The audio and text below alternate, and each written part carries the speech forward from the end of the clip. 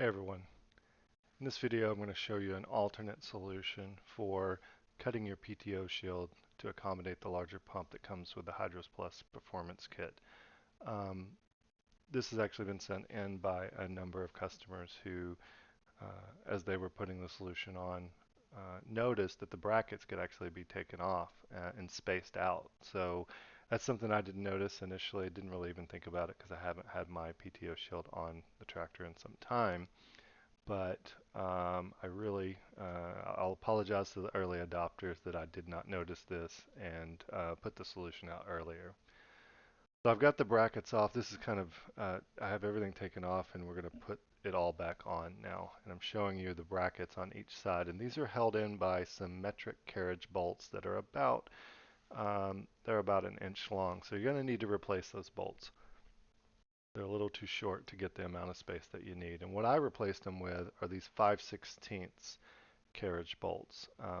5/16 because the square that's on the neck of the carriage bolt, that's the size that you need for this particular application. The 1/4 is a little bit too small, and you could go bigger, I think, and still get that same neck size, but 5/16 seemed to be the right approach. Now these are 1/4 flat washers, so I don't know what you all typically do, but I typically buy one size down because the hole in a 1/4 flat washer will fit just fine, and it's a little bit more snug, so it's a better fit than the 5/16 flat washer. And then the way I did it, and you can do it a couple of different ways, is I also used a nut to hold those washers in place so I don't have to try to get everything aligned while I put the bracket on. But also that nut provides its own amount of space all in one piece. So the left side here is a little bit tougher to get to, but not too bad. And again, 1.5 inch 5/16 carriage bolt, 6 washers, and a nut to hold it on. In total, if you do it exactly the way I did it, you're going to need 28 washers, 4 of the carriage bolts, and 8 nuts. You decide you want to use washers instead of the nuts on the spacer side, you probably should buy around 60 washers because I think that's probably what it's going to take. So putting the bracket on here with an uh, additional washer, so there's 24 I guess as spacers, and then we have one washer behind each nut here on the bracket.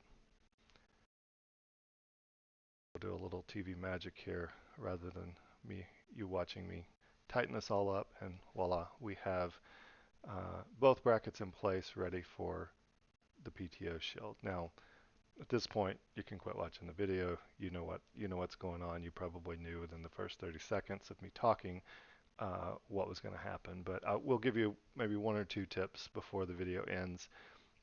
On the PTO shield, if you've forgotten, there's a brass or copper looking uh, washer that goes between the bracket and the PTO shield. So this PTO shield is designed to move up and down, and that's a big reason we have to space it out.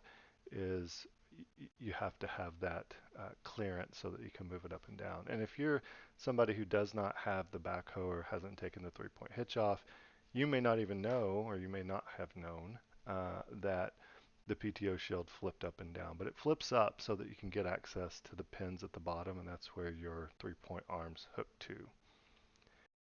Last thing I'll mention here is when you space it out, you're actually going to, if you see at the bottom there, there's little rubber feet that are made to uh, be a bumper against the transaxle case there. So when you space the top out and you don't space out the bottom, it's going to be able to go down at a slight angle. I don't think that's a problem, and I don't think I would just lean it back up to straight like I did there. But you could put some bolts and nuts down there and create some spacers if you so choose. Again, I'm not sure that's necessary. So that's it. Keep this video short. Appreciate you watching, and again, apologies for not getting this out there sooner.